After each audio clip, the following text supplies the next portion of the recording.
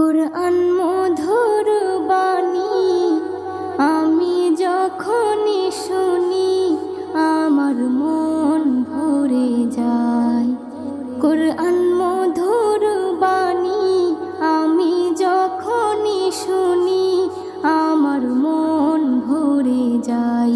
শোনো মুমিন মুসলমান, পড়ে দেখো না কুরআন, কত শান্তি পাওয়া যায়। কুরআন